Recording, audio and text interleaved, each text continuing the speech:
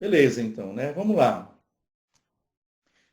Aceleração. Então, da mesma forma que nós analisamos a velocidade, né? Definindo tanto um valor médio quanto um valor instantâneo, é válido também para a aceleração, ok? Então, a gente precisa definir inicialmente a aceleração média, passar o limite com ΔT tendendo a zero e chegamos na aceleração instantânea. Basicamente, o que nós fizemos ontem, né, para a velocidade. Bom, não sei se vocês estão lembrados, né?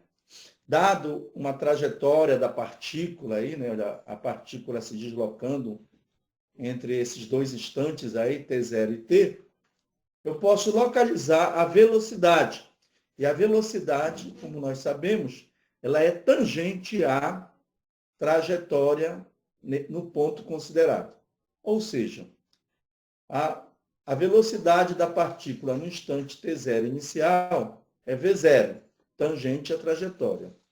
E a velocidade final, ou seja, no instante t, é v, também tangente à trajetória. Então, nós temos aí um fato. Se você observar esses dois vetores, eu quero chamar a atenção de vocês aqui para algo que é muito importante, que dificilmente a gente vê isso lá no ensino médio, né? Olhem para o módulo dessa velocidade. Velocidade inicial e velocidade final. Tá? Me digam lá, o que, é que vocês acham do módulo dela? Eu vou ser bem mais prático. Do tamanho da seta. Olhem para o tamanho da seta V0 e olhem para o tamanho da seta V. O que, é que você pode me dizer a respeito disso, que é o módulo? O que é que vocês acham aí? O tamanho. Deixa eu colocar aqui o laser, né?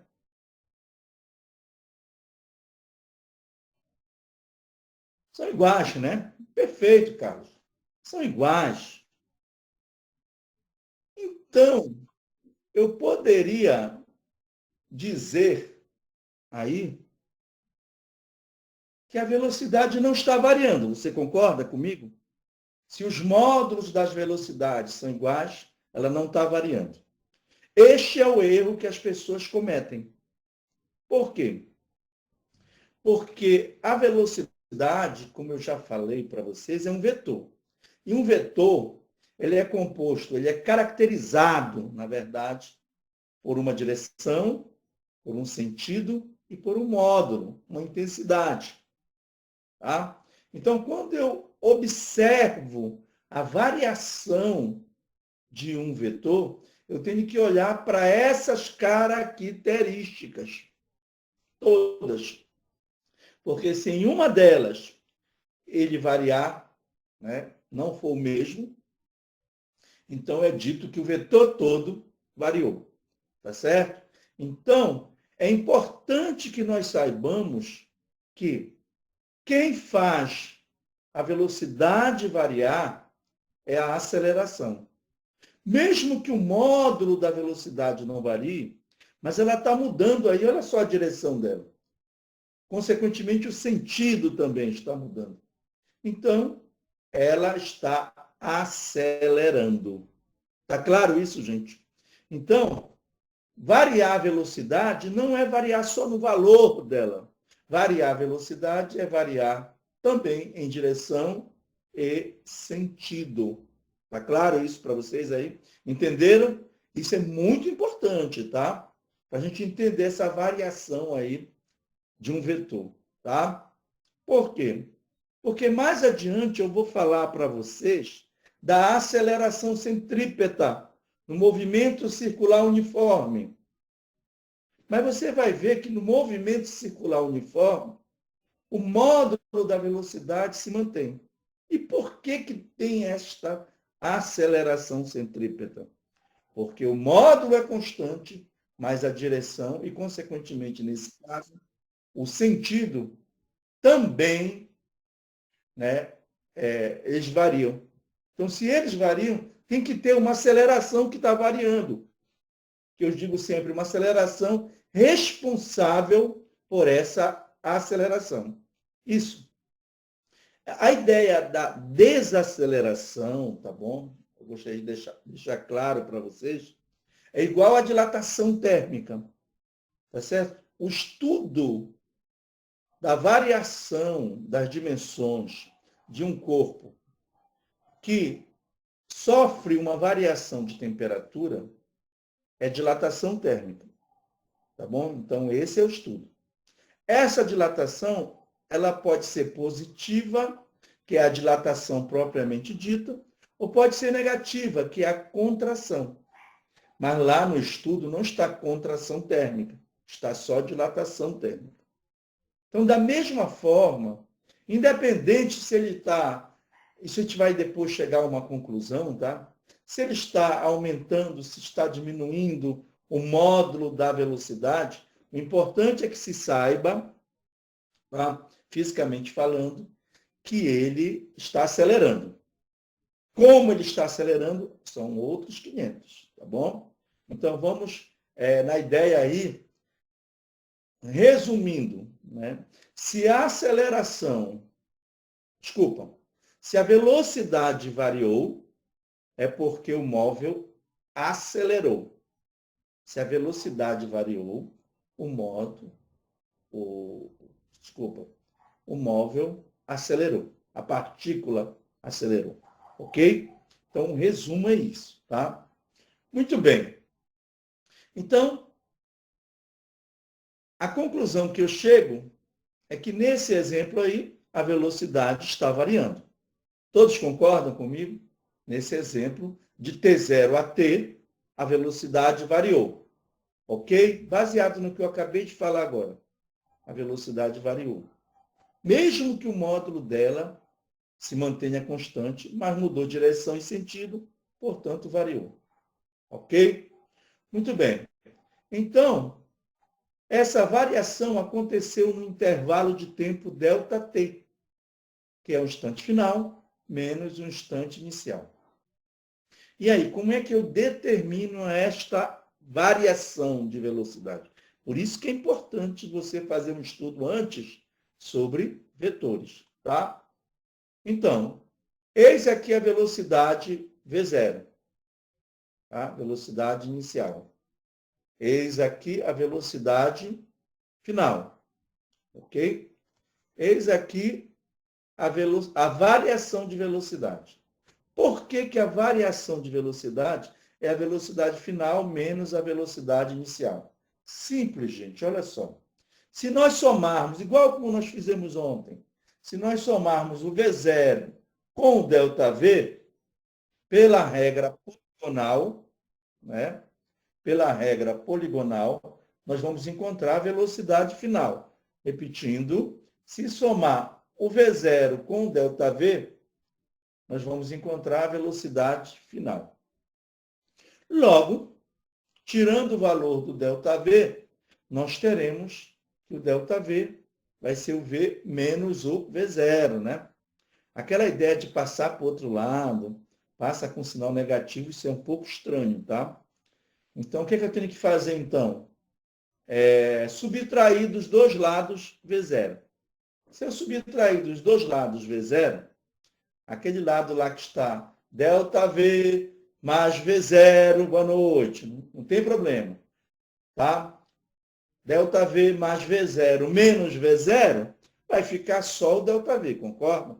E do outro lado, como eu subtraí também V0, ficou V menos V0, ok? Esse negócio de estar somando, passa subtraindo, etc., é meio complicado isso, tá, gente? Isso matematicamente mesmo, na vera, valendo, isso daí não está correto. Tá? Bom, temos quem? O ΔV. E agora podemos definir a aceleração média, que nada mais é do que o ΔV por ΔT. Ou seja, a aceleração média é a variação de velocidade dividido pelo intervalo de tempo. Então, se a velocidade não variou, a aceleração é nula, é óbvio, tá certo? Mas só que, para a velocidade não variar, ela tem que manter constante quem? A direção o sentido e o módulo. Quando isso acontecer, preste atenção, quando a velocidade manter constante a direção, o sentido e o módulo, né, ela não vai variar. E estamos diante do que nós chamamos e conhecemos como movimento retilíneo uniforme. Então, quando a velocidade não varia, nós temos o movimento retilíneo uniforme. Ok? Muito bem. Vamos dar continuidade. Mas está variando aí. Por que está variando? Porque não é retilíneo. Olha só. Dá para ver na cara aí, né? Que o movimento é curvilíneo. Se o movimento é curvilíneo, nesse caso, a velocidade vai variar sem sombra de dúvida. Ok? Bom, eu posso escrever a aceleração média em função das suas componentes. Olha aí, em função das suas componentes. Delta Vx sobre delta t, eu posso falar isso, tá? Mas não é a derivada ainda. Delta Vy mais delta Vy sobre delta tj mais delta Vz sobre delta t k chapéu. Então, aí, eu estou colocando para vocês em função das componentes. Ok? A gente vai ver já um exemplo para entender legal isso daí. Muito bem. Exemplo 4. Voltando ao exemplo 3, né, determine a aceleração média entre 0 e 2 segundos. Vamos lá para a solução. Só lembrando, né, que a velocidade lá que a gente determinou lá no exemplo 3 foi 5i mais 4tj mais 3t quadrado k. Foi esta velocidade que nós encontramos lá no SI. Então, quem será o v de zero? Ou seja, a velocidade inicial. Eu vou descobrir jogando aqui aonde tem o t, jogando zero. E aí a gente encontra, para ficar bem clara a ideia aí, né? Que esta é a velocidade inicial. 5i chapéu no sistema internacional. Só lembrando que esse 5 aqui, ele é dado em metros por segundo. Sistema internacional. Muito bem. Agora vamos ver o V de 2. Ou seja, onde tem o T, coloca 2. Tá? Vem aqui, vai ficar 8. 2 ao quadrado vezes 3 dá 12. Então está aí. Inclusive, nós já havíamos encontrado esse V de 2, né? Valor numérico. Está lembrado de ontem? Valor numérico, ou seja, quanto vale a velocidade no instante t igual a 2 segundos. Então está aí. O que é que nós temos que fazer agora para achar a aceleração média? Usar a definição. Aceleração média, quem é? É a variação de velocidade dividido pelo intervalo de tempo. A variação de velocidade nesse intervalo de tempo, velocidade final, menos a velocidade inicial. Intervalo de tempo, tempo final menos tempo inicial. Bom, se nós fizermos isso aqui, ó, o que vai acontecer com esse 5i aqui? Ele vai embora, né? Vai desaparecer. 5i menos 5i vai dar zero. Logo, a aceleração média, ela não vai ter a componente ao longo do eixo x. Por quê?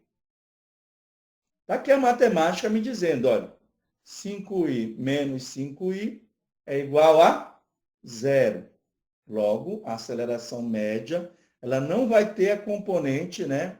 Aí já a aceleração média já está dividido por 2, não vai ter a componente ao longo do eixo x.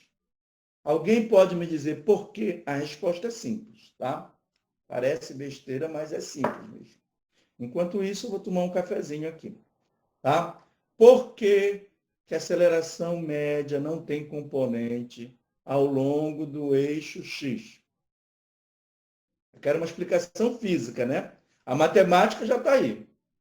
A matemática já está aí. Qual é a explicação física, gente? Fala para mim aí. Bora, gente, participa aí.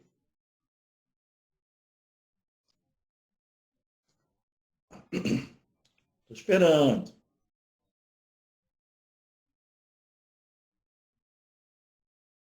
Exatamente. Olha só como a resposta é simples.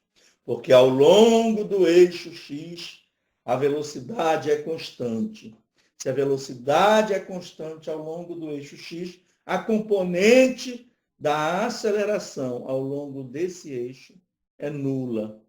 Ou seja, eu posso afirmar que ao longo do eixo X, a partícula está se deslocando com movimento retilíneo uniforme. Tá? Aí tu pode me perguntar, mas ela pode ter uma das componentes movimento uniforme e as outras movimento variado? Claro que pode. Este é um exemplo da composição de movimento que nós vamos ver lá no lançamento oblíquo ou movimento parabólico. É exatamente isso que a gente vai ver. Então, a resposta, como eu falei para vocês, fisicamente simples. A velocidade é constante ao longo do eixo X. Ok? Vocês entenderam o que eu falei, gente? Fala aí para mim. Tá ok? Tá claro isso daí? Porque exatamente, às vezes a matemática, ela é prática e simples. Mas existe uma explicação física para o que está ocorrendo. Desculpe aí, tá? Então vamos dar continuidade e agora falar da aceleração instantânea, que eu já adiantei para vocês ontem, que nada mais é do que a derivada da velocidade no tempo, a derivada da função horária da velocidade. Tá? Eu gosto de frisar isso, por quê? Porque se você for derivar essa velocidade que eu estou apontando aqui com o laser, se você derivar essa velocidade, vai dar zero. Por quê? Ela é um valor, é um vetor constante. Então tem que ser essa aqui de cima, olha. Tá certo? Então, bom, se é isso, e eu já adiantei para vocês que a aceleração instantânea, ou simplesmente aceleração, é a derivada da velocidade no tempo. Então, aí é onde está o laser, que é a função horária da velocidade. Se eu derivar em relação ao tempo, esse primeiro termo aqui vai dar quanto? Se eu derivar essa função em relação ao tempo, muito bem. Vai dar zero. Tá? Por quê? A gente já está batendo nessa tecla que ao longo do eixo X, a velocidade não varia. Beleza? E aqui, quanto é a velocidade de 4TJ chapéu? Desculpa. Quanto é a derivada de 4TJ chapéu? Ou simplesmente de 4T? Quanto é a derivada de 4T? O J vai ficar mesmo. É, isso mesmo. 4J, o Silvio colocou aí com J, tá ótimo, tá certo? Ou seja, o T vai embora. E para terminar, quanto é a derivada de 3T quadrado? Quanto é a derivada de 3T quadrado? Fala para mim. 6T. É isso aí. Olha só, João, eu acho que tu misturaste aí com a integral, não foi, filho? Olha só, vou só lembrar aqui. A derivada de 3T quadrado. É por isso que é bom colocar, mas aí eu vou aproveitar para poder falar para os demais, tá bom? É por isso que é bom a gente colocar aquilo que está entendendo de repente, porque aí a gente vai tirando as dúvidas. Lembre-se lá da derivada de um monômio, né? O 2 vai cair, 2 vezes 3 dá 6. E aqui vai ficar 2 menos 1. 2 menos 1 dá 1. Ou t elevado a 1 é o próprio t. Portanto, 6t. Eu sei que ele já tinha entendido lá, o João Tarcísio, né? Mas eu estou explicando no detalhe. Quando é que você soma a unidade? Fala para mim aí. Quando é que você vai somar uma unidade no expoente? Fala para mim. Pode falar, João, também, inclusive. Quando é que você vai somar uma unidade? Quando a gente estiver integrando o polinômio. Muito bem.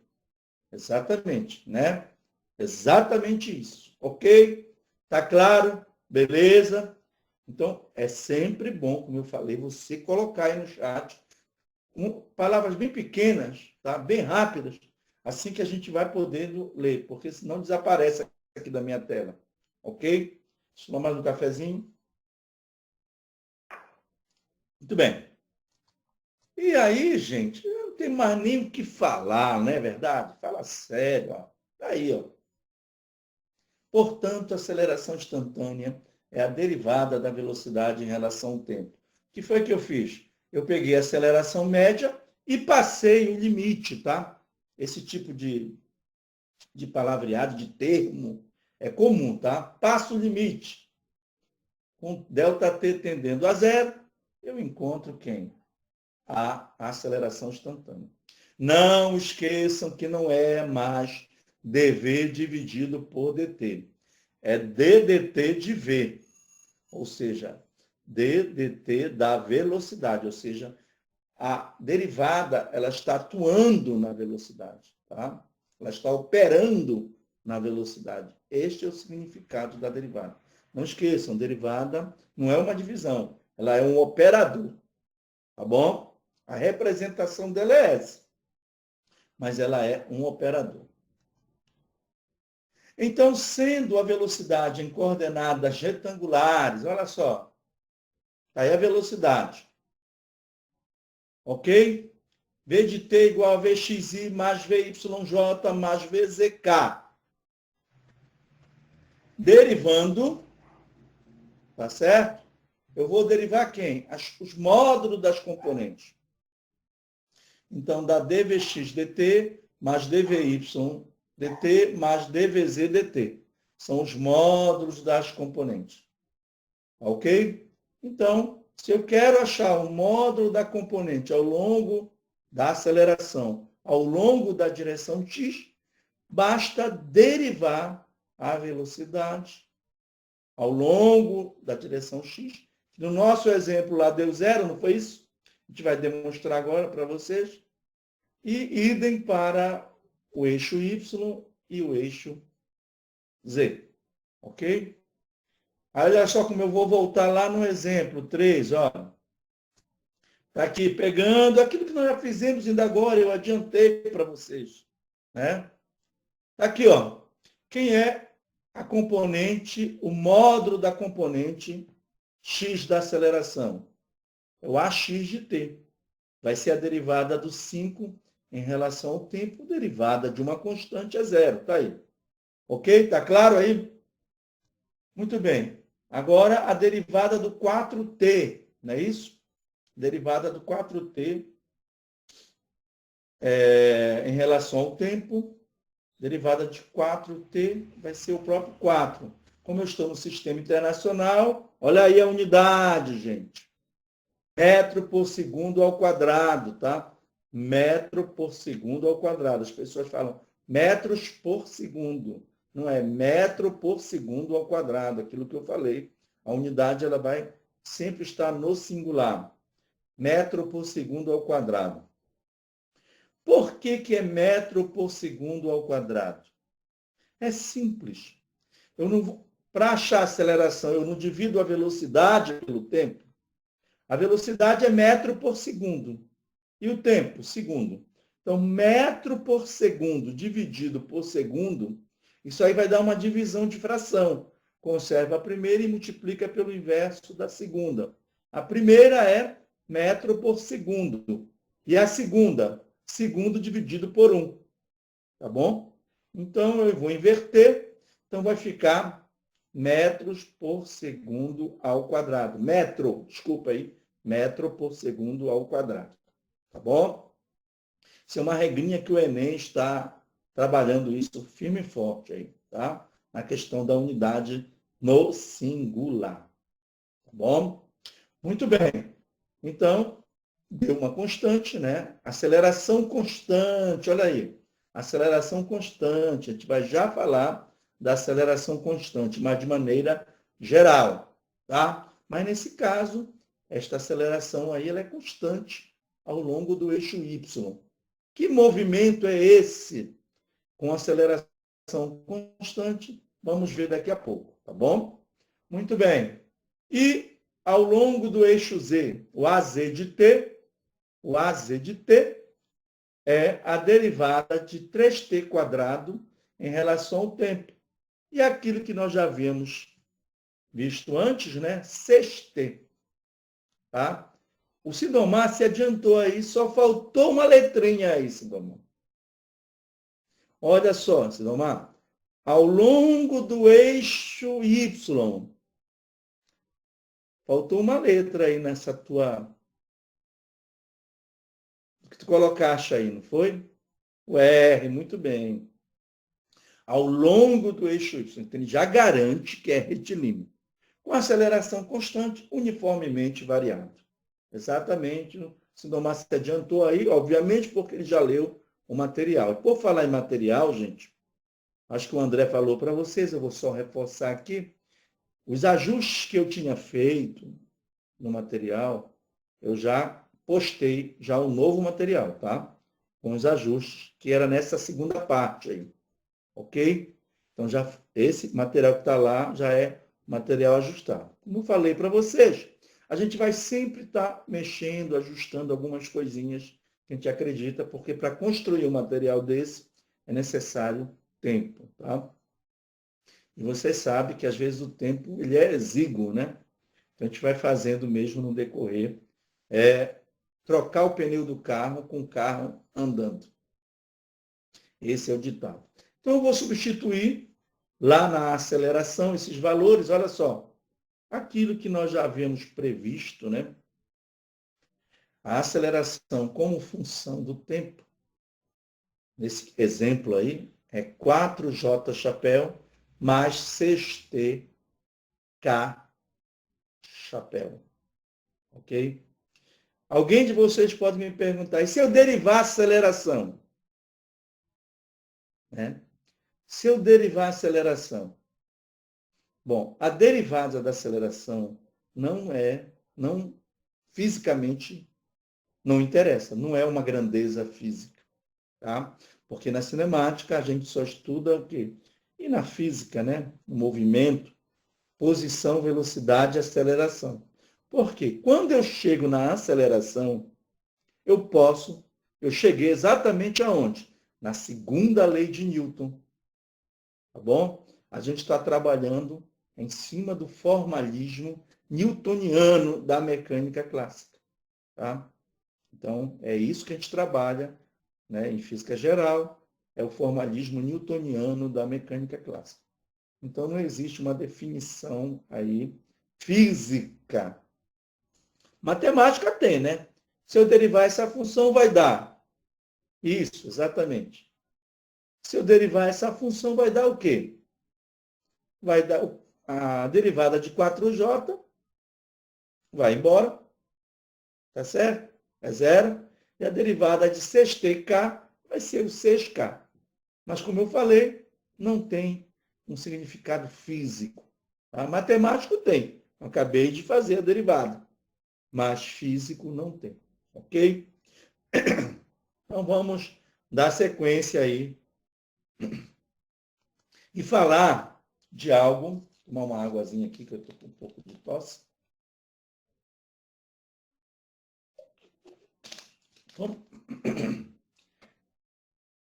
O problema da mecânica clássica. Falei agorinha para vocês, né? A gente está usando aqui o formalismo newtoniano da mecânica clássica. E o Newton tinha um problema. Qual foi a construção do problema para o Newton? É por isso que eu digo, né? Acredito que alguns de vocês sabem lá quem é o He-Man, né? O He-Man tem a força, não é isso? Na verdade, quem tem a força é o Newton. É ele que traz o conceito de força, né, que era para dentro da mecânica. Então, toda vez que você estiver fazendo algo e sempre estiver aparecendo força ali, a ideia é newtoniana, o formalismo é newtoniano. Então, existe um problema aí, que é chamado problema da mecânica clássica, que o Newton resolve, né, aquilo que eu já falei para vocês lá na frente, lá atrás, quer dizer, é a generalização do estudo dos movimentos. O que o Isaac Newton faz é a generalização do estudo dos movimentos. Tá bom? Aí eu digo assim, é óbvio que de posse da função horária da aceleração, vou fazer a volta, podemos determinar a função horária da velocidade por meio da integração, da integral, né? Desde que seja dada a velocidade inicial V0. Tá? Ou seja, olha só, aqui, gente, já está prontinho aqui. Tá? Do jeito que está aí, já está pronto. Ó. Deu até certo que o laser parou bem lá perto, né? Ou seja, a velocidade, a função horária da velocidade, tá? É dada por V0, velocidade inicial, né? Que estava bem aqui, só para lembrar, né? V menos V0, que foi a derivada do V. Quanto é a derivada de dV? É o próprio V, variando de V0 a V. Está aí, ó. Né? Só que agora é algo bem mais potente, é vetor, né? Aí eu generalizo para as 3 dimensões com maior tranquilidade. Então, aqui era V menos V0, ficou V igual a V0. Né? Já falei para vocês por quê. Mas a integral da aceleração no tempo. Tá certo? A integral da aceleração no tempo. Lembrem-se lá da aceleração. Deu 4J mais 6T. Tá bom? 4J mais 6T. Então, se eu jogar bem aqui, né? O 4J mais 6T vai dar 4T mais 3T ao quadrado. Já é o resultado da integral. Simples assim. Tá? Bom, por que a gente tem, por que tem que ser dado a priori, né? Nós temos que ter o V0. Porque quando eu derivei a velocidade, estão lembrados? Quando eu derivei a velocidade, aquele termo 5i foi embora, porque era constante. Eu perdi esse termo. Então, quando eu voltar, eu tenho que, de alguma forma, conhecer esse termo de velocidade inicial. Aí ele, tá bom?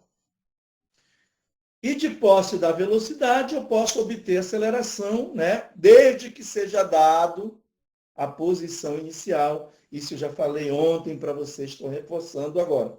Como é que fica a continha? Olha só. Então, a posição da partícula no tempo, ou função horária da posição, é dado por R0 mais a integral de V de t dt. Ou seja, a integral da velocidade no tempo. Ok? Ou seja, eu estou fazendo agora a volta. Tá? Resumindo, dada a força resultante, olha como ele vai agora lá. Dada a força resultante e as condições iniciais do problema, quais são as condições iniciais do problema? V0 e R0. É possível determinar a velocidade e a posição. Por quê? É aí que entra o casamento, né? Agora o Sidomar colocou, acho que foi o Sidomar que colocou aí, a segunda lei de Newton, né?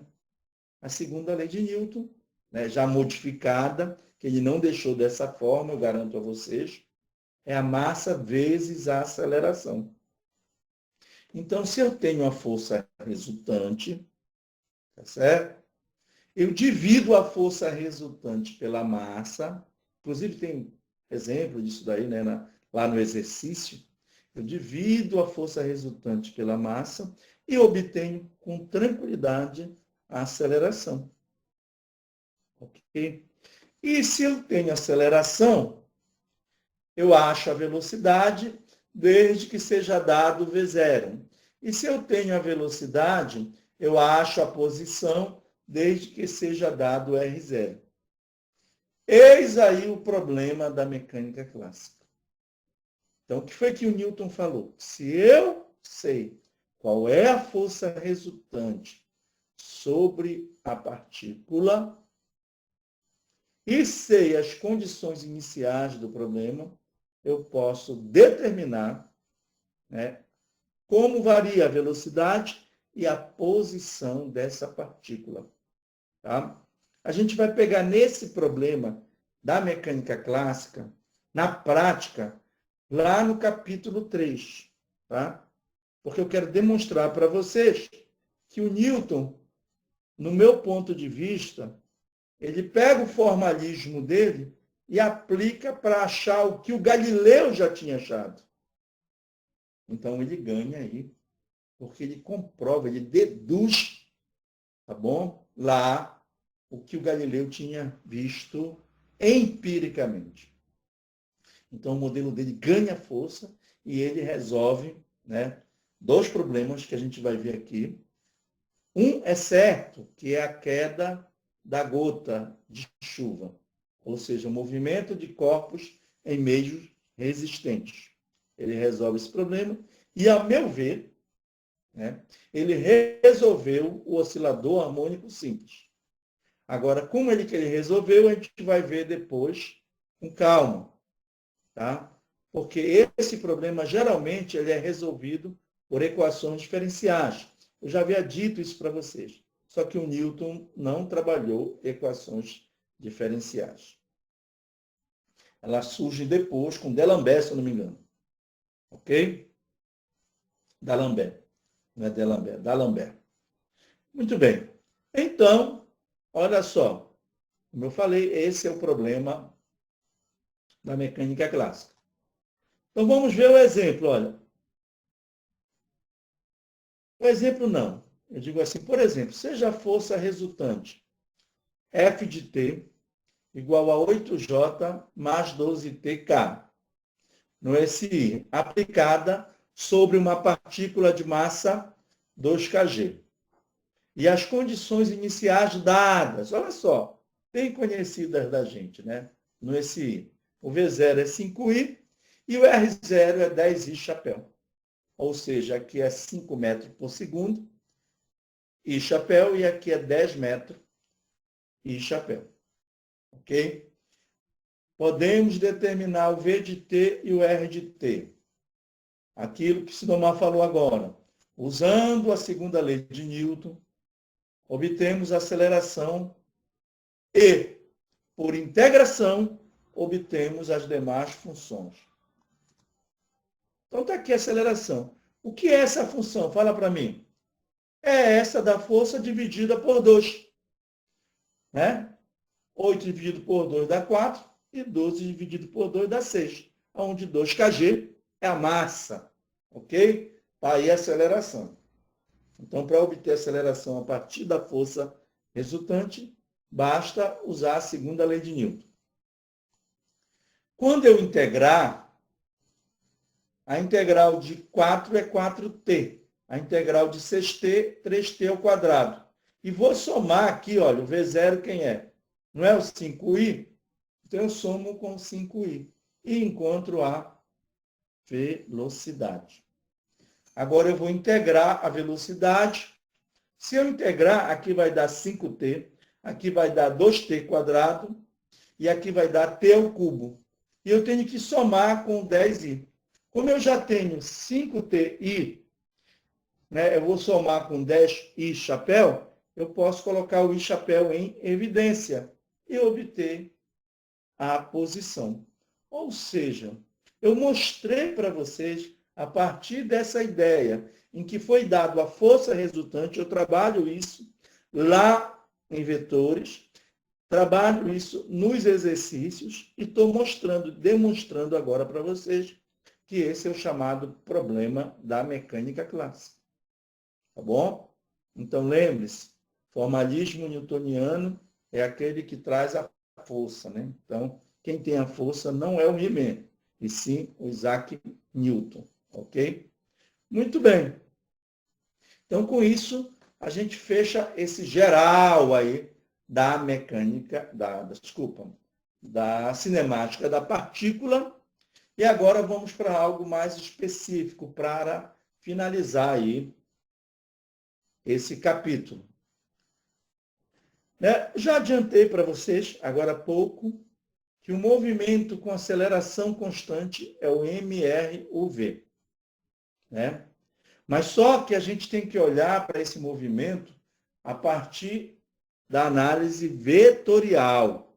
E depois, se eu sei análise vetorial, eu posso chegar nos eixos sem nenhum problema. Quando eu falo eixo, são os eixos coordenados, x, y e z.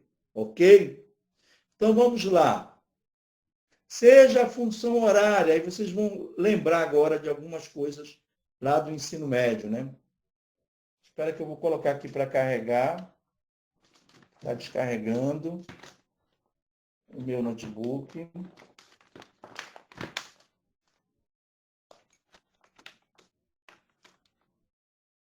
Bom, tá ok. Tudo bem, só mexer aqui para não atrapalhar. Muito bem. Então, eu estou trabalhando o vetor, né? Seja a função horária da aceleração dada por o A de t é AXI mais AYJ mais AZ K-chapéu. Sempre no sistema de coordenadas retangulares ou cartesianos, tá? Muito bem.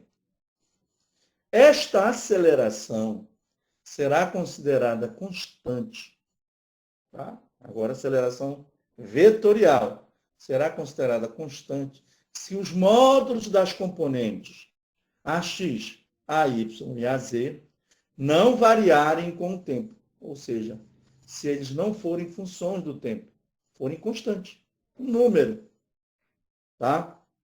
Bom, de posse disso, a velocidade terá os módulos de suas componentes dadas por.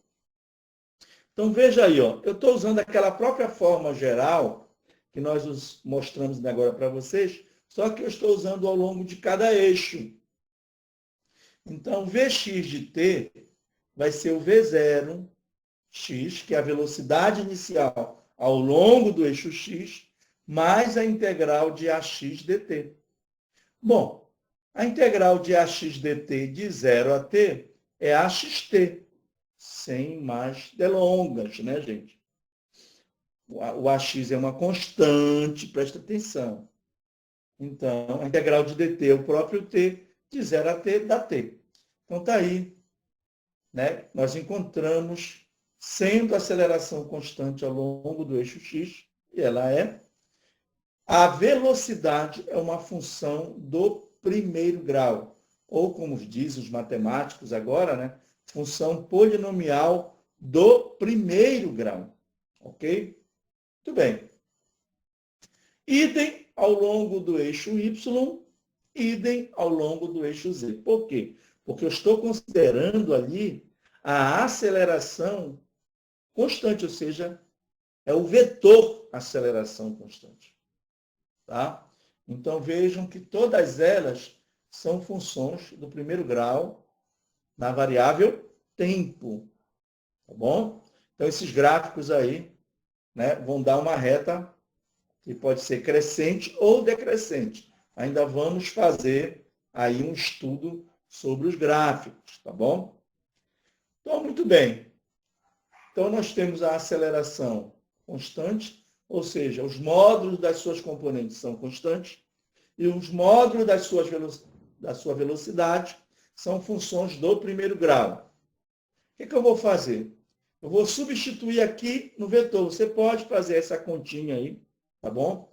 você vai substituir o V0, vai substituir, desculpa, o VXT, aqui, ó, aqui o VYT e aqui o VZ de T. Você vai substituir aí e vai chegar nesta equação. Por que isso? Simples, gente. Porque quando eu multiplicar aqui, vai ficar V0xi. Aqui, V0y e J, desculpa, falhou.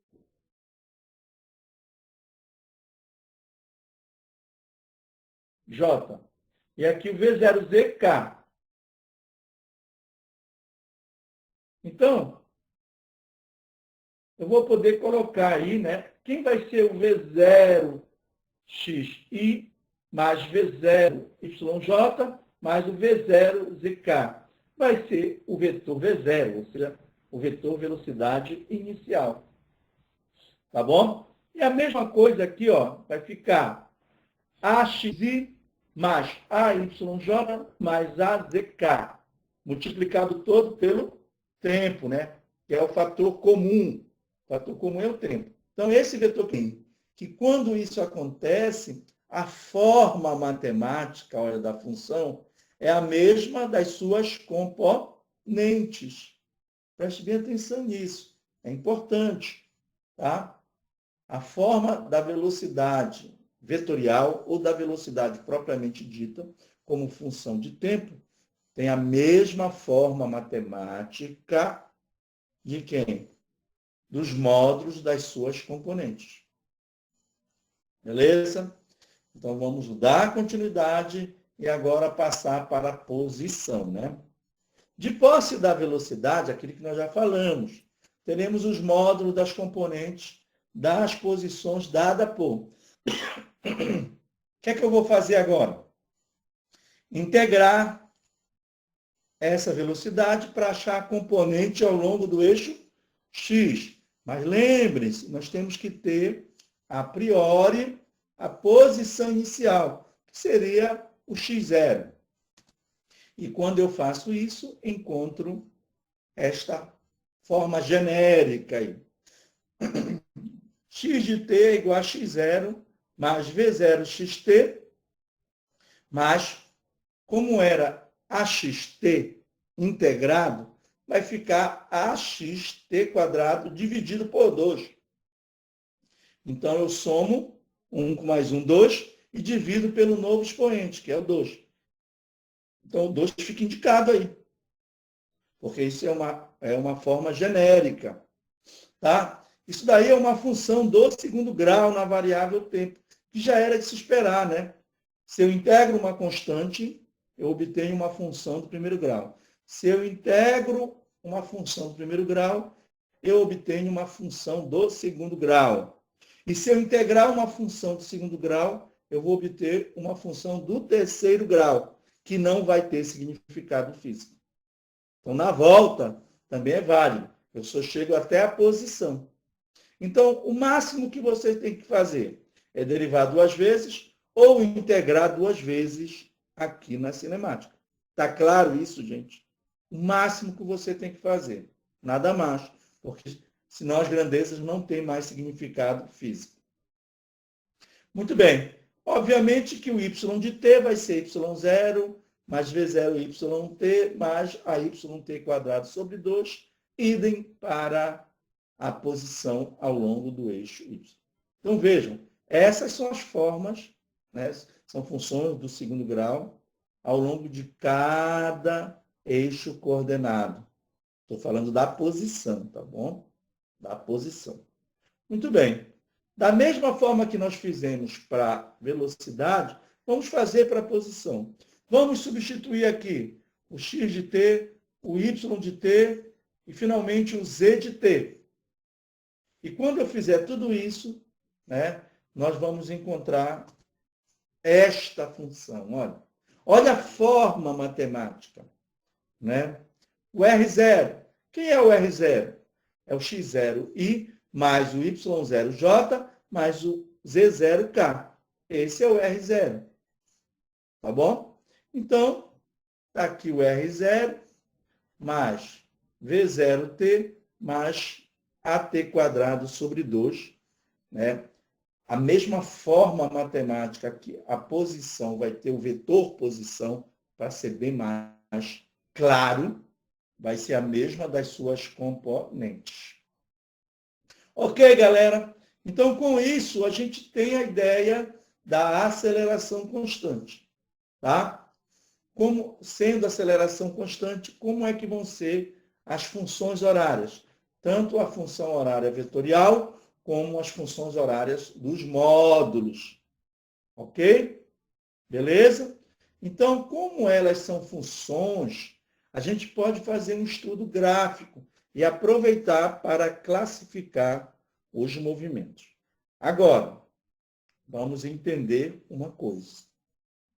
Quando o movimento é uniformemente variado, ele pode ser acelerado ou retardado. Tá bom?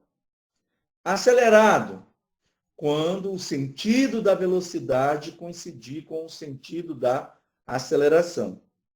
Nesse caso, o módulo da velocidade vai aumentar com o passar do tempo. Então, este é o significado físico do movimento acelerado. É o aumento do módulo da velocidade. Tá bom? Aumento do módulo da velocidade. Então, o movimento acelerado é isso. E o movimento retardado é quando diminui o módulo da velocidade com o passar do tempo. Esse é o movimento retardado. E para a gente ter um movimento retardado, tá? Velocidade e aceleração vão ter sentidos opostos, sentidos contrários em relação a um dado referencial. Então, veja bem, né? Eu já falei para vocês que a ideia do sinal numa grandeza vetorial está relacionado ao sentido da grandeza. Então, a gente vai levar em conta exatamente isso para fazer uma análise gráfica. Tá? A partir dos gráficos x de t e vx de t, podemos classificar o movimento retilíneo uniformemente variado usando os sinais dos módulos da velocidade e da aceleração, de acordo com os gráficos ao lado. Tá bom? Então, os gráficos que eu uso para fazer análise de classificação, tá?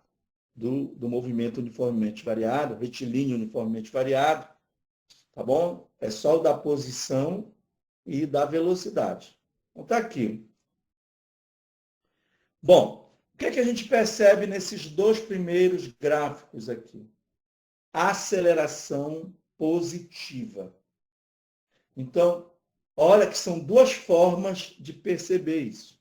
O primeiro gráfico é o gráfico da posição em relação ao tempo, que é uma parábola, visto que a posição, tá, em relação ao tempo é uma função do segundo grau, uma função polinomial do segundo grau. Então, o gráfico a gente sabe que é uma parábola, não é isso? Então, por que nesse caso aqui a aceleração é positiva? Porque estão lembrados que o último termo, o coeficiente do termo de segundo grau, acho que é melhor assim, tá? O coeficiente do termo de segundo grau é a metade da aceleração.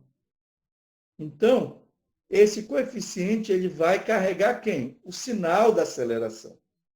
E nós sabemos que esse termo, né, lá na função do segundo grau, ele é o A, né, o A grande, né? Quando o A grande é positivo, né, nós temos a parábola côncava para cima. Quando ele é negativo, a parábola côncava para baixo. Então, a gente vai carregar essa ideia lá da matemática e demonstrar que quando a posição em função do tempo, o gráfico da posição em função do tempo, dá uma parábola côncava para cima, a aceleração é positiva. E se der uma parábola côncava para baixo, a aceleração é negativa. Então, é aí que eu identifico o sinal da aceleração, tá? No gráfico da posição em função do tempo. Agora vamos para o outro gráfico, são dois, olha. Posição em função do tempo e velocidade em função do tempo. Notem que o gráfico da velocidade, eu posso logo de antemão dizer assim, olha, gente, essa reta é a derivada dessa função aí. Essa reta é a derivada dessa função. Tá? Porque ela é a velocidade. Muito bem. Então, por que aqui a aceleração é positiva? Porque a reta é crescente. Notem que essa reta aqui ela é crescente. Ó. Então, preste bem atenção, quando a velocidade, aonde a velocidade for crescente, a aceleração é positiva. Tem lá um exercício, mas é com a posição, tá? É bom você fazer análise com a posição, lá no exercício, lá. Se não me engano, 29 e 30, 20, ou 28 e 29. Não estou lembrado agora, sinceramente, tá? Me desculpe. Eu até disse que eu ia imprimir, acabei esquecendo. Muito bem, mas eu tenho outra coisa para falar para vocês daqui a pouco. Tá legal, gente? Então, analisar o sinal da aceleração a partir do gráfico velocidade em função do tempo é pelo crescimento, nesse caso, a aceleração é positiva, e pelo decrescimento, apontei aí embaixo, olha. Nesse caso, a aceleração é negativa. É como eu tenho, qual é o instrumento que eu tenho para analisar o gráfico, é esse, né? Sinal da aceleração. Agora, vamos olhar agora para o sinal da velocidade. Analisar o sinal da velocidade no gráfico da posição em função do tempo é pelo decrescimento e crescimento. Tá? Aonde ela é decrescente, está aqui, ó. Ela está decrescendo aqui com o tempo, tá? A velocidade é negativa. Significa dizer, presta atenção para cá agora. Isto não é a trajetória do móvel, igual como está aquele problema errado lá no Enem, tá? Isso não é a trajetória. O móvel está se movimentando aqui, ó. Tá? Ele está se movimentando aqui, o móvel. Que é a posição inicial? É a posição para t igual a zero. Então, ele está fazendo isso aqui, ó. Passa uma vez na origem, que é o t'. Quando ele chegar bem aqui, ó, no vértice da parábola, ele vai voltar. Ele muda de sentido, passa outra vez na origem e vai embora. Então, o movimento da partícula é ao longo do eixo X. E essa curva aqui mostra como esse movimento varia com o tempo, que é, no caso, vai me dar o sinal da velocidade. Aqui ele é decrescente, olha, a velocidade está no sentido contrário do eixo X. Que movimento é esse? Retrógrado, tá? Aí, bem aqui muda de sentido, mudou de sentido, passa a se deslocar no sentido positivo do referencial. Portanto, movimento progressivo. Estou analisando o sinal da velocidade. Então, de 0 até esse TV aqui. Esse TV, eu coloco aí que é o tempo do vértice. Ele tem um significado para a gente, que é o instante em que o móvel muda de sentido. Lembre-se que ele veio bem aqui, ó. Aqui ele se deslocou para cima. Então, nesse TV aí, é o instante em que o móvel muda de sentido. O instante que o móvel muda de sentido é aquele em que o móvel tem que parar. Nem que seja uma parada instantânea. Se você joga um corpo para cima, ele vai se deslocar até uma altura e depois ele cai, né? Pode ter certeza, ele parou na altura máxima. Mas foi uma parada tão rápida que você nem percebeu. Ok? Então, esse é o instante em que o móvel muda de sentido. E como é que eu obtenho esse instante que o móvel muda de sentido? Faço a velocidade igual a zero. Ok? Muito bem. Então, aqui eu avalio pelo fato do movimento da posição decrescer com o tempo, velocidade negativa. A posição aumentar com o tempo, velocidade positiva. Ou seja, aqui o movimento é retrógrado e aqui o movimento é progressivo. Aqui, nesse de baixo, na letra B aí, né? Eu peguei de lá da apostila. Notem, o que vai acontecer? Está bem aqui a posição inicial, o móvel, agora eu estou falando do móvel, vem até aqui e volta. Então, até o instante TV, ó, é crescente, o movimento é progressivo. Depois ele muda de sentido, o movimento é retrógrado. Ou seja, onde o movimento é progressivo, a velocidade é positiva. Aonde o movimento é retrógrado, a velocidade é negativa. Não existe movimento negativo, tá, gente? O movimento, ou ele é progressivo ou é retrógrado.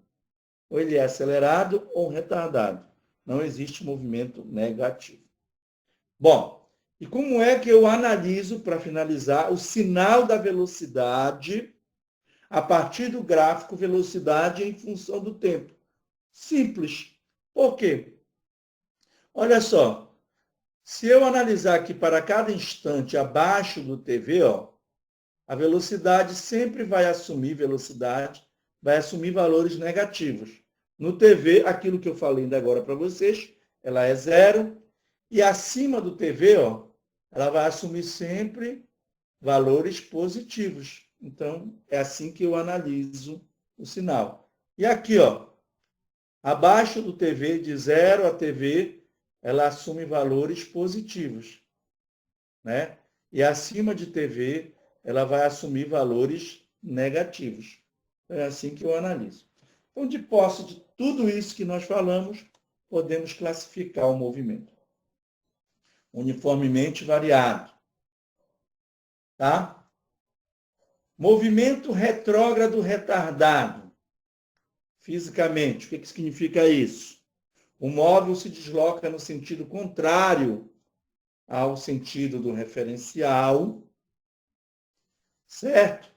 Sentido contrário ao sentido do referencial, e tem sinal, e a velocidade tem sinal contrária à da aceleração, porque são sentidos opostos, visto que retardado significa a diminuição do módulo. Então, como ele vai ter que parar para mudar de sentido, ele vai diminuindo o módulo da velocidade. Vou voltar para aquele problema. Joga um corpo para cima, né, com uma certa velocidade. A gente vai estudar com detalhe isso lá no capítulo 3. O que vai acontecendo com a velocidade? Vai diminuindo. Por quê? Porque a velocidade está para cima e a aceleração que ela está sofrendo está para baixo, que é a aceleração da gravidade. Então, sentidos contrários faz o módulo da velocidade diminuir. Portanto, retardado. Então, em que momento nós vamos ter o movimento retrógrado retardado? Aqui, ó. Por exemplo, aqui, ó. Nesse caso, velocidade negativa retrógrado. Velocidade e aceleração com sinais contrários, retardado. De novo, velocidade negativa, retrógrado. Velocidade negativa com aceleração positiva, retardado. Tá? E aproveitemos logo para falar do movimento progressivo acelerado. Ou seja, progressivo, ele se desloca na mesma direção e sentido do referencial. Certo? Acelerado é porque o módulo da velocidade aumenta com o passar do tempo. E para isso, velocidade e aceleração tem que ter o mesmo sinal. Então está aqui, ó.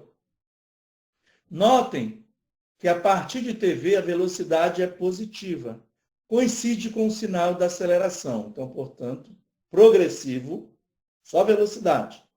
E quando eu avalio os dois, acelerado. Tá bom? De novo, progressivo, velocidade positiva, quando eu analiso os dois, acelerado.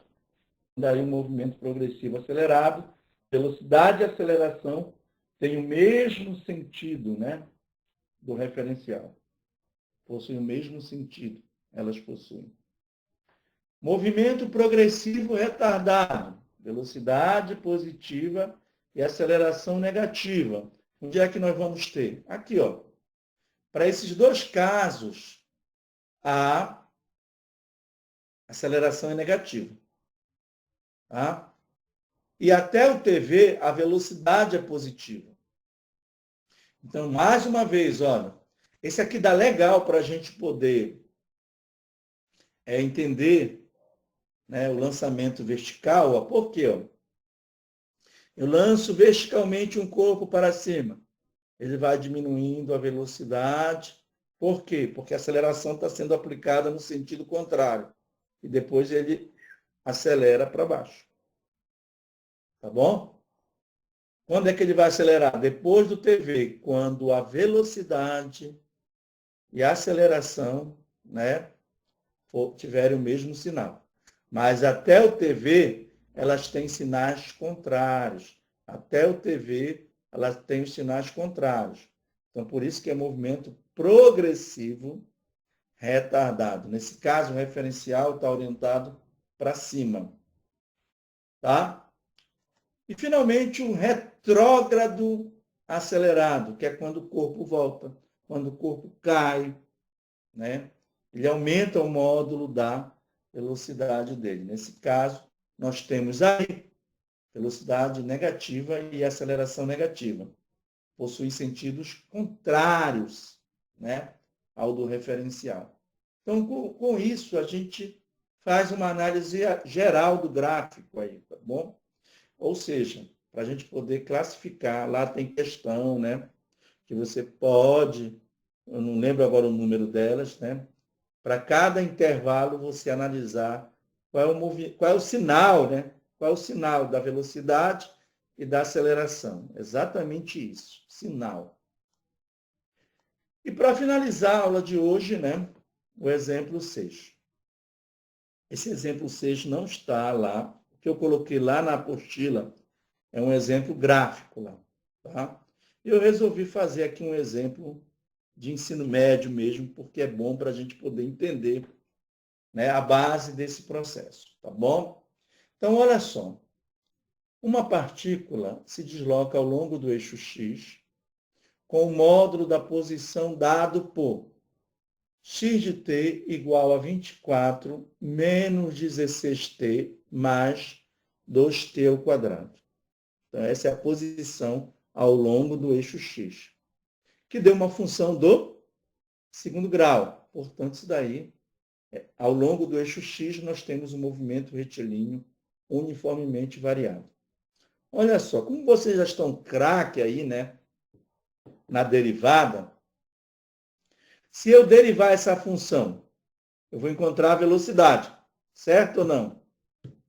Ok? Ok? Vamos derivar essa função aí. Deriva aí, escreve para mim aí. Como é que vai ficar esta função se eu derivar em relação ao tempo? Eu vou obter a velocidade. Fala para mim aí. Bora, vocês estão muito tempo calados aí. Bora participar mais. E aí, a velocidade é dada por... Muito bem, Sidomar. 4t menos 16. Ou menos 16 mais 4t, que dá a mesma coisa. Muito bem, Silvia. Beleza? Ou seja, eu já tenho a velocidade. Então, se você sabe derivar, é melhor você derivar logo. Não procurar como é a mesma fórmula, fala errado, como é a mesma fórmula da velocidade no MUV. Não faça mais isso. Deriva. Pá. Mas, em todo caso, como eu falei agora para vocês, isso aqui é um exemplo de ensino médio, né? Eu vou mostrar para vocês por que a gente pode resolver de uma outra forma, sem ser por derivada. Olha só, na letra A, ele quer saber os módulos da posição inicial, da velocidade. Faltou colocar aqui, gente, velocidade inicial. Vou ajeitar, tá? Então, os módulos da posição inicial, da velocidade inicial, tá? E da aceleração, da velocidade inicial, tá? B, a função horária da velocidade, que vocês já me disseram agora, rapidamente, né? E o instante em que a partícula muda de sentido. Na letra C, os instantes em que a partícula passa na origem do referencial.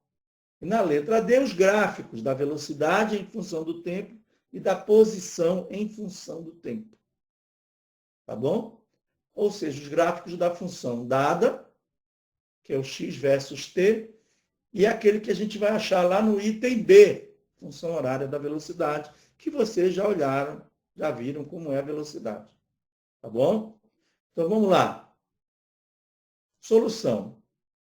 A nível de ensino médio, né? Comparando a função horária dada com a forma genérica, x de t igual a x0 mais v0xt mais axt quadrado sobre 2.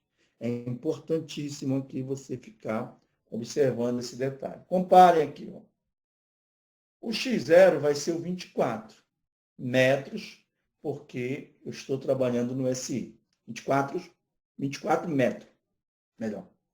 O Vx0 é o menos 16, que é a velocidade inicial, que eu esqueci de colocar aí. Velocidade inicial, mas eu vou colocar aí no enunciado, tá? E o 2, presta atenção. O que eu falei ainda agora? O coeficiente do termo de segundo grau não é aceleração. É a metade da aceleração. Então, esse 2 aqui, ele é só a metade da aceleração. Então, basta multiplicar o 2 por 2, já que ele é a metade, e eu obtenho a aceleração inteira. Então, está aqui. Ó. Alguma dúvida aí, gente? Alguma dúvida aí nesse resultado? x0 igual a 24 metros, vx0 menos 16 metros por segundo, e a aceleração, que é constante, 4 metros por segundo ao quadrado. Nenhuma dúvida, né? Como eu falei, é a nível de ensino médio, né? O que vocês já tinham determinado era aqui, ó. Mas eu estou dizendo aqui, olha, a função horária da velocidade no MRUV é dada por Vx de t igual a V0. A gente viu isso no slide, há 12 slides atrás, a x mais t. Então, substituindo, ó, está aqui. Não foi essa que vocês encontraram ainda agora? Foi exatamente essa que vocês encontraram quando derivaram lá a função? É direto, né? É a velocidade, menos 16 mais 4t no sistema internacional. A nível de ensino médio, eu só fiz substituir aqui, olha, o menos 16 e bem aqui o 4, olha. O 24 eu perdi. Eu perco porque eu derivei. Tá lembrado? Derivar uma constante, a gente perde. Tá bom? Muito bem. Aquele instante TV lá, o instante que o móvel muda de sentido, eu obtenho fazendo a velocidade igual a zero. Ou seja, a velocidade, a função velocidade, né? Então, bem aqui eu vou fazer, bem aqui, zero. Então, zero é igual a menos 16 mais 4t. 16 por 4, cuidado que muita gente confunde nessa hora aí, né? Dá 4 segundos. Então, aí, um instante em que o móvel muda de sentido. 4 segundos. Ok? De posse desse instante, eu poderia determinar a posição em que o móvel muda de sentido. Só que eu iria pegar esse instante e substituir bem aqui na posição, né? Como é que ficaria aqui, ó? 4 ao quadrado, 16, né? Bem aqui, vezes 2 dá 32. Aqui, 4 vezes 16 dá 64, só que é negativo. Então, vai dar um menos 32, resultado de tudo isso. Menos 32 com mais 24 dá menos 8 metros, no caso. É a posição em que ele muda de sentido. Posição. Tá? Inclusive, eu vou colocar lá no gráfico para vocês verem essa posição aí, tá bom? Seria o y do vértice, né? Que a gente chama y de vértice. No caso, vai ser o x do vértice. Muito bem. Os instantes em que a partícula passa na origem é obtido fazendo a posição igual a zero. Então, para poder obter os instantes em que ele passa na origem, o que significa a origem? X igual a zero, nesse caso aí. Então, se o x é igual a zero, né? X é igual a zero, então 24 menos 16t mais 2t quadrado é igual a zero. Né? Isso daqui é uma função do segundo grau. E o que são esses instantes?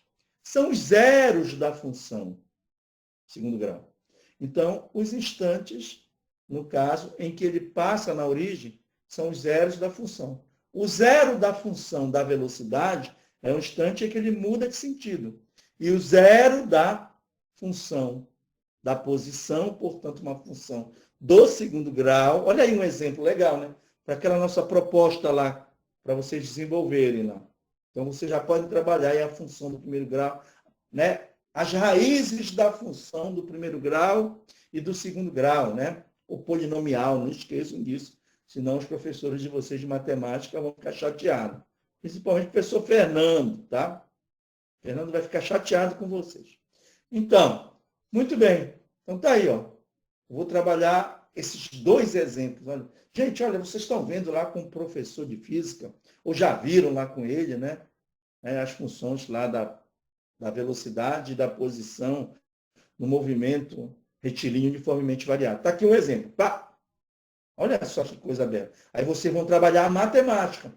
Vejam que eu estou trabalhando aqui a matemática num problema físico, mas que está correto fisicamente. Diferente daquele lá do Enem. Essa é a nossa proposta do projeto. Né? Então, eu vou fazer da função da posição, visto que a origem é x igual a zero. Deixa eu colocar o laser aqui. Então, está aqui. O que eu percebo? Que o 24 menos 16 e o 2 são múltiplos de 2. Então, como é que eu poderia resolver de maneira muito mais rápida que não fosse por Bhaskara? Qual é o primeiro passo que eu devo fazer aí? Fala para mim. Eu estou ouvindo, gente. Agora vocês estão me vendo, que eu não estava nem vendo que eu não estava. Isso, muito bem, Silvio. Vou beber uma água. Agora eu estou aparecendo. Dividir por 2. Dividindo por 2, exatamente. Aí eu uso a soma e o produto, que está na manha, né? Então, 24 por 2 dá 12. O menos 16 por 2 dá menos 8. E o 2 por 2 dá 1. Eu só posso usar a soma e o produto, lembrando, né, aos senhores, eu sei que vocês sabem disso, mas nunca é ruim lembrar. Né? Eu só posso usar a soma e o produto desde que o coeficiente do termo de segundo grau seja 1. Tá? Eu só posso usar se for 1. Então, eu divido por 2 exatamente para que ele seja igual a 1. Ok? Então, o termo independente deu quanto, gente? 12. E a soma com sinal trocado deu menos 8. Então, quais são os números que multiplicado dão 12 e somado dão 8? Fala para mim aí. Quais são os números que multiplicado dão 12 e somado dão 8? Fala para mim. 5 vezes 3 dá 15, né, chefe? Não dá 12. Eu tenho que 4 vezes 4 dá 16, não dá 12. Repetindo, agora, né? 2 e 6. Porque 2 vezes 6 dá 12. Lembrem-se que a gente dividiu mentalmente aqui, né, por 2. Certo? que só dá para fazer soma e produto se o coeficiente do termo de segundo grau for igual a 1. Né? Então, ficou 12 no termo independente e o coeficiente do termo de primeiro grau ficou menos 8. Né? Soma e produto, então, nesse caso, o 12 é o produto e a soma é o menos 8 com sinal trocado. Então, 8. Então, a pergunta é essa.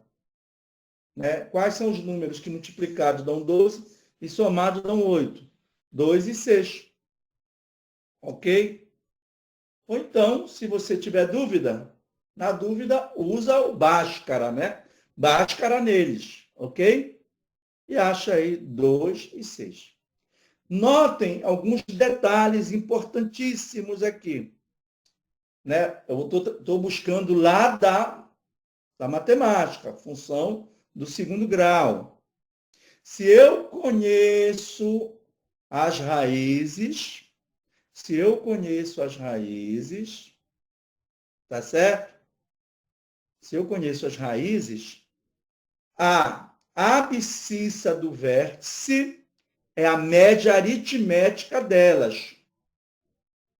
Então, quando eu fizer a média aritmética entre 2 e 6, tá certo? Vai dar 2 mais 6 dá 8, 8 dividido por 2, 4. E eu acho o TV, que nada mais é do que a abscissa do vértice. Tá? Então, é por isso que vocês podem dar o show de vocês, né? Demonstrando que vocês sabem tanto a parte de matemática quanto a parte física. Mas lembrem-se, vocês estão dando aula de matemática, mas estão usando um exemplo de matemática aplicada à física. Olha que coisa boa. É isso que eu quero construir com vocês nesse curso, gente. É isso que eu gostaria de construir com vocês nesse curso. É essa a ideia de vocês utilizarem a matemática aplicada à física como exemplo. Ok? E os gráficos? Tá aí os gráficos, baseado naquele que nós vimos ainda agora. Deixa eu colocar aqui o laser, já está. Velocidade inicial, menos 16 metros por segundo. O instante em que ele muda de sentido, 4 segundos, que é o TV. Então, por 2 pontos, passa uma única reta, né? Já foi embora aí a velocidade. Velocidade em metro por segundo e tempo em segundo. Sempre fique atento, viu? Lá nos exercícios, por favor, fique atento para as unidades, senão não bate, tá? Muito bem, está aqui, ó, 24, que é a posição inicial, ok? Os instantes em que ele passa na origem, que são os zeros da função. O instante em que ele muda de sentido, que no caso é a abscissa do vértice, 4.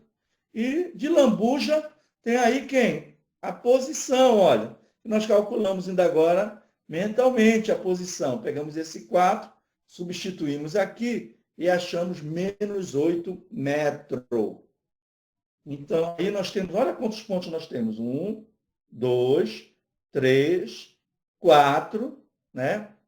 Vou de novo. 1, 2, 3, 4 pontos. Então, por 4 pontos já dá para traçar aí a parábola. Ok? Côncava para cima, por quê? Porque a aceleração é positiva, olha. Côncava para cima. Velocidade em função do tempo crescente, por quê? Porque a aceleração é positiva. Ok, galera? Beleza?